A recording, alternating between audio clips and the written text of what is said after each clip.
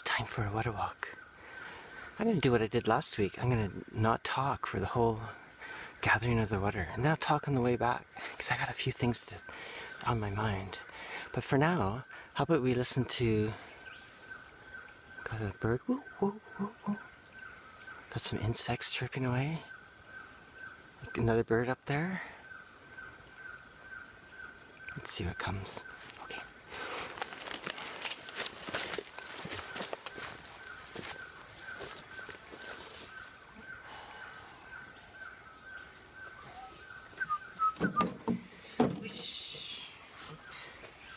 My boot thing is undone.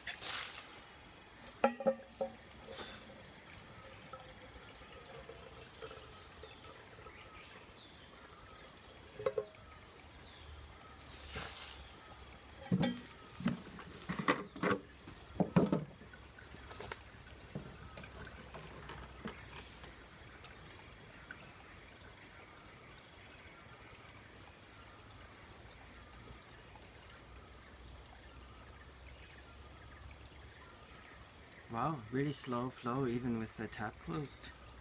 Really slow. Really slow. No rush.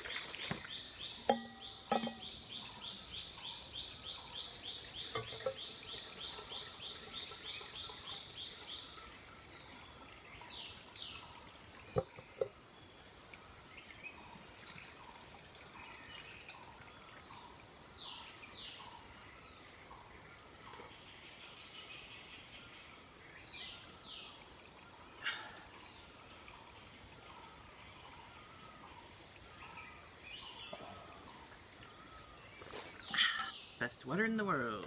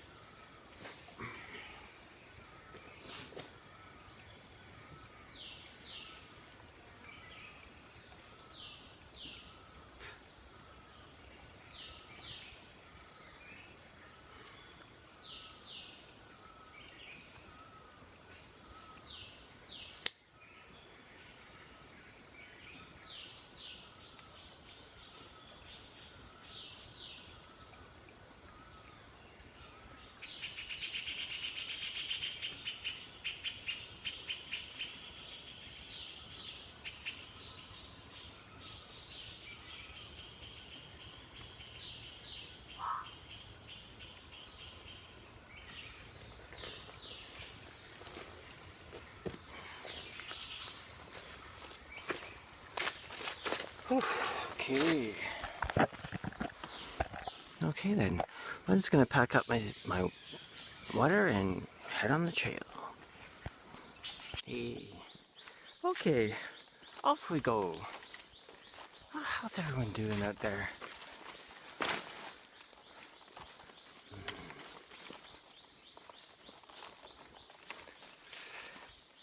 So, anyway, I don't really have too much to say, but oh, it's really dark, eh? Oh, we'll just leave it. It's mysterious. It's a mysterious jungle. Anyway, yeah, so there's really interesting things happening in India that's been really fascinating to watch and kind of exciting, really. You know, and not just India, of course, there's all kinds of stuff sort of seeping out, you know? Oh, that's really is kind of dark, eh? Hang on a sec. Is that better? How about right there? That'll do. Yeah, so, you know, on the one hand, there's some states that are punishing people that aren't vaccinated. Not even that refuse to get vaccinated, but that aren't. And I think in I forget the name of the state now. What is it? Anyway, it doesn't much matter. But it's not like across the board. It's the headline looks like it's across the board, but it's really people that like tuk-tuk drivers and, or what are they called, auto rickshaw maybe, anyway, and people in the public, you know, like people that servers and work at grocery stores and stuff, you know, and fines and maybe lose a business. Anyway, I don't know. These are just new newses, and also, but at the same time, some states in India have used repurposed drugs, which is going to be the, what is it going to be? This is going to be the pivot of some sort, I believe. Things like ivermectin and hydrochloroquine or whatever it is, and mixtures of different things, especially that first one. Uttar Pradesh, Delhi, Goa have used it a lot. Not everyone, but to startling success. Like, amazing success with it. Anyway, and as well, but then some states have outright banned it, right? Like Tamil Nadu, is it Tamil Nadu? Down in the south, they just outright banned it, and that first one with the letter I. And you know, it's the one discovered in a golf course near Tokyo, in the ground in the golf course, and their cases just skyrocketed because they're using remdesivir maybe. Anyway, it's another drug that's cost like $4,000 a shot or a dose or treatment. I guess it's more like it. Anyway, money surely doesn't have anything to do with this stuff. Anyway, so, and on top of it all, the Indian Bar Association is taking, I don't know what the correct term is, but basically they're taking a woman head chief scientist, WHO, I forget her name, but to court, or to filing notice of some sort, a legal notice for maybe crimes against humanity. I can't imagine that's not where all this will go at some point. So we're going to see what that is. So India, to me, is a really great place to watch this all unfold, right? Because it's a big place, and there's a lot of people. And I can imagine that, like somewhere like Canada, of course Canada's my main focus, because that's where I'm from, right? And I'm often a little startled at people's sort of acquiescence to it all, but you know, whatever. But Canada's not that difficult to, you know, maintain a narrative, I suppose we could say. Whereas I can imagine India, right? It's like the second most populated country in the world. Second means nothing. It's 1.3 something billion people. So try to keep a lid on that bunch, eh?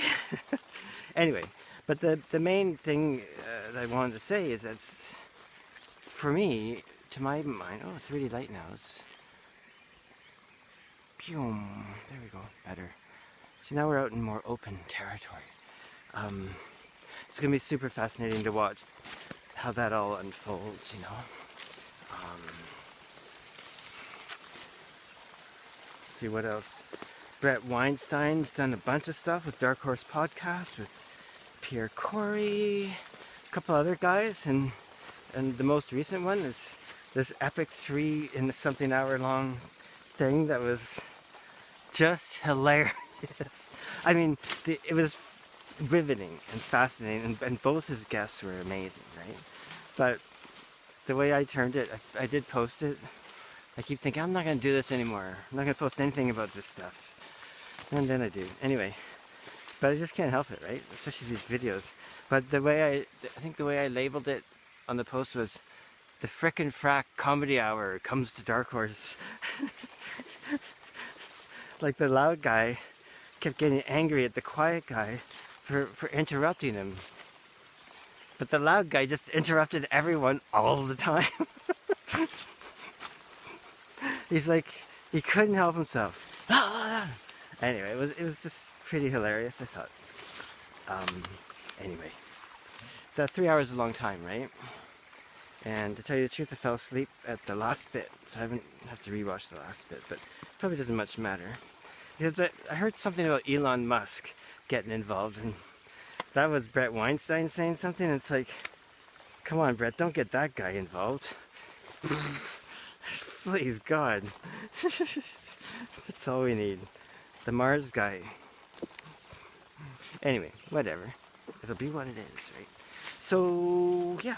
Anyway, I'm going to switch over so we can see some beautiful forest. And the rains are coming, but they're not here yet.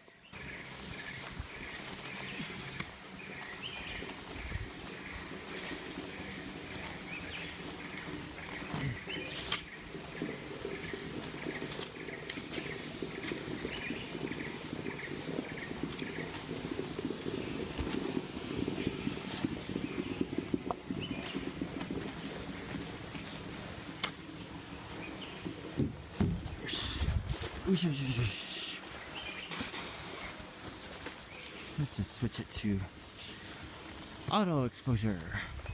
Autofocus.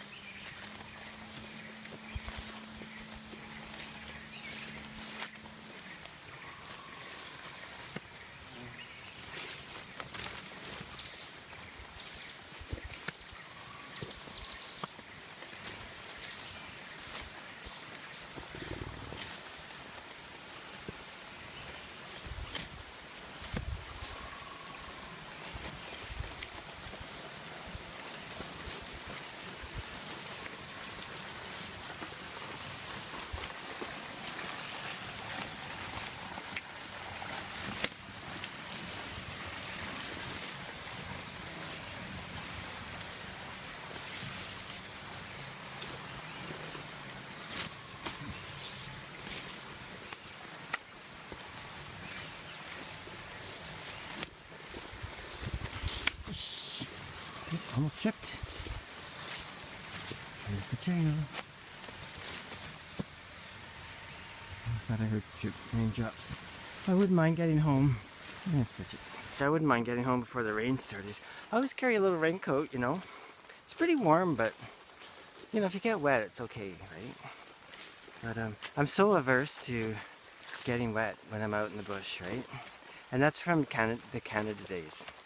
I mean, the truth is, up here, it does get cold enough. You could get hypothermic.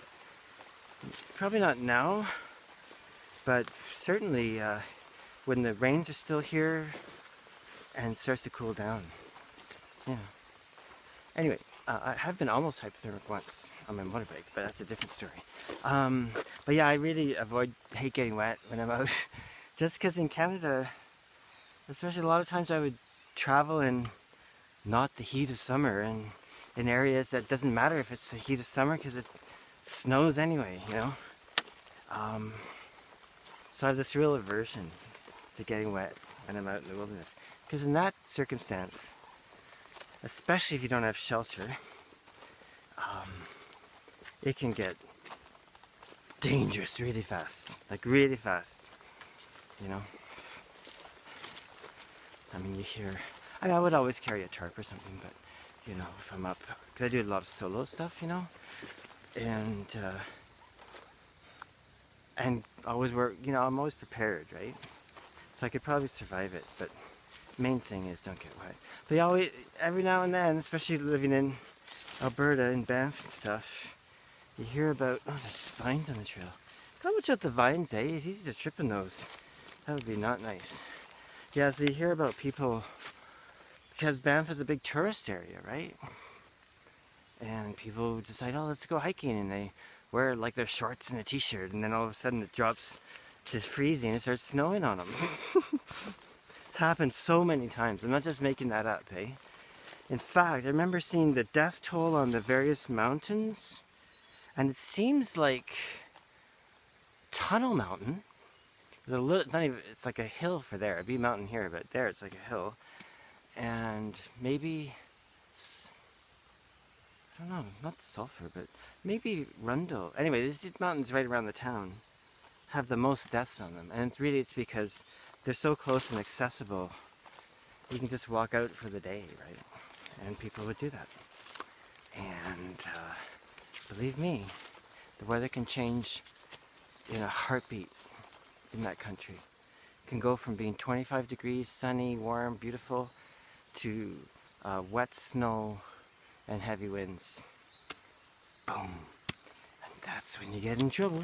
Anyway, that's my explanation for being obsessed about staying dry. Even though I'm never dry, right? I'm soaked with sweat right now. So there is that. Anyway, I hope everyone's doing great. Doing okay, I guess I should put it. As always, like Heather Hines says, get outside, get out in the sun, get that vitamin D going.